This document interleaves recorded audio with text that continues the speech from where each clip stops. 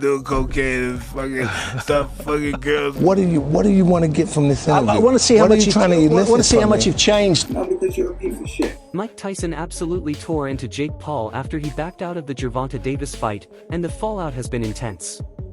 Tyson cut straight through the showmanship, exposing what he called the fear and insecurity hiding behind Jake's polished persona. For Paul, this was a huge hit to the identity he's worked so hard to build. Because you have someone that we come from two different sides, like, of the world. We still on the same path to get the same thing. Jake Paul had been hyping this matchup for weeks, confidently insisting he'd beat Gervonta Davis without breaking a sweat. He carried himself like nothing could touch him, like the win was already guaranteed long before he even stepped into the ring. But that storyline crumbled almost immediately. Tyson wasted no time pointing out the cracks in Paul's carefully crafted image. Also, I was thinking too, maybe Tank isn't used to being the B-side of a fight. B-side, so everybody's working around his schedule, and now... Yeah, when you the A-side, you get to dictate things, you pick who you want, blah, blah, blah. Maybe he's not used to being the B-side. Once the cancellation became official, it turned into a full-blown circus. Jake Paul publicly announced he was stepping away from the fight out of respect for Davis's ongoing legal situation. The Jake Paul Tank Davis fight has officially been canceled. It is off. It is not happening on November 14th. Paul framed the decision as responsible and strategic, making it sound like he was taking the high road, avoiding bad press, protecting the sport, and maintaining his fearless reputation. But Tyson wasn't buying it. The heavyweight legend called the excuse empty and staged, saying it was more about shielding his reputation than making a moral choice. Tyson also pointed out what many fans chose to ignore: Paul's brand, built on marketing, social media hype, and careful matchmaking, had never been truly tested by someone on Davis's level. Tyson shut down the idea that this was about respect. Instead, he said Paul simply miscalculated the danger and overestimated his own skills. So that fight that was supposed to go down with Jake Paul and Gervonta Davis in Miami on November 14th is not happening. It has been canceled officially, and this comes, not too long after Gervonta Davis was accused of assaulting a woman at a strip club. Man, you know what I heard? I heard that Gervonta Davis was being very difficult to work with, and Netflix was just waiting for a reason. Tyson dismantled the myth that Paul was untouchable. He reminded everyone that most of Paul's 12 wins, including 7 knockouts, came against people who weren't actual boxers or fighters who couldn't match his size. Even his highly publicized 2024 split decision win over Tyson himself didn't mean much, considering Tyson was 58 at the time and more focused on entertainment than elite-level boxing. Tyson made his message crystal clear: Jake had never faced a true threat, and Davis, with his speed, technique, and knockout power, was the real deal. And when you look at the numbers, Paul's confidence appears even more questionable. Davis fights at lightweight, a division ruled by technical mastery, while Paul has mostly relied on weight, power, and mismatches to dominate. Nigga, we on worldwide television. Can you fight this nigga talking mad? Tyson emphasized that even though Paul held a size advantage, stepping in with Davis would have been an entirely different kind of fight. All of Paul's previous wins would have meant very little against someone as sharp and explosive as Davis. The story of a strategic withdrawal didn't line up. What happened was simple: this was the first visible crack in Jake Paul's carefully constructed empire. Well, he wants to make some money. I know he's a good showman. Fellow. Tyson also touched on the emotional punch this situation delivered. Fans were hyped, tickets were moving, and media coverage was at full throttle, only for the fight to collapse overnight. The cancellation, dressed up as an honorable choice, left the boxing world stunned.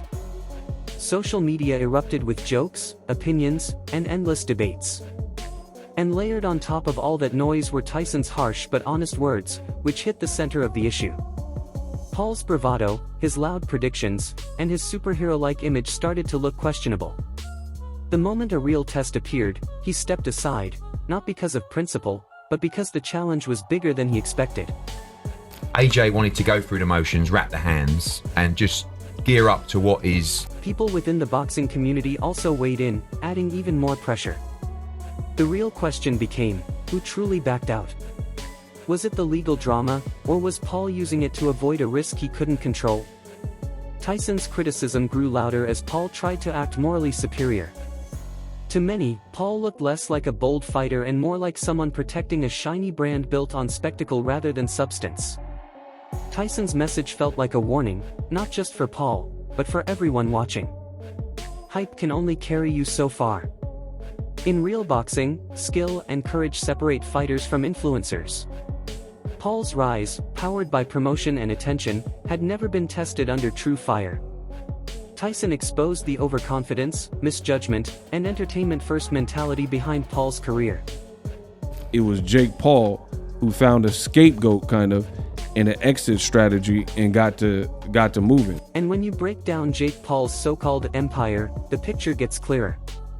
On paper, he looks impressive: 12 wins, 1 loss, 7 knockouts. But when you look closer, most wins were against non-boxers or opponents who weren't physically matched. His biggest win, the 2024 split decision over Tyson, sounds huge until you remember Tyson was nearly 60, coming back for the sake of entertainment, not legacy. Paul's fights always looked massive thanks to bright lights, viral marketing, and social media noise. But when you judge the actual boxing, the skill gap becomes obvious. Well, what I'm saying is that I feel really good. If this fight had been booked on a smaller card with some unknown opponent, most people wouldn't have cared. But when it collapsed, it exposed flaws that wins could never hide. Paul's size advantage, the thing that carried him through many matchups, didn't mean anything against Davis. Paul fought as a cruiserweight or even heavyweight, while Davis, smaller but lightning fast, was built to dismantle anyone relying on only strength. Tyson pointed out that this would have been Paul's first fight against someone with elite-level technique, speed, and accuracy. And suddenly, even Paul's die-hard fans had to question whether he was ready for a real boxing test. You've got a very talented YouTuber that's built himself into a massive influence with huge following. Davis's legal issues didn't reduce the threat he posed in the ring. If anything, they only added more drama to the situation. They might have even given Paul a convenient way out, an excuse that looked responsible. But Tyson made it clear, backing away didn't make Paul look stronger. It revealed just how fragile his image really was. For the first time, fans saw that Paul's confidence might rely more on clever promotion, selective matchmaking, and media momentum than on legitimate boxing experience. Tank's team is now fighting back, and they're stating, and he was more scared than he had ever been before a fight by facing Gervonta Davis. The cancellation became a cultural moment. Fans were furious, analysts dissected every detail, and social media turned it into a wildfire of theories and reactions. In the middle of all the chaos, Tyson's criticism stood out.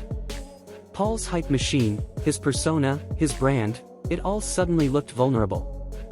The fight that never took place did something none of his wins could: it peeled away the glamour and revealed a fighter protected by spectacle rather than sharpened by genuine danger. It was a swirl of drama, curiosity, and backlash. Hype collided with reality, and Paul's empire shook for the first time. Tyson's message echoed through it all: boxing isn't about cameras, hashtags, or carefully chosen opponents. It's about stepping into real danger and proving you belong there. The moment news of the cancellation dropped, social media erupted. Fans, analysts, even casual viewers locked into the same debate: who really pulled the plug, Paul or circumstances? Twitter threads went on for hours, TikTok creators churned out videos, and Instagram filled with memes.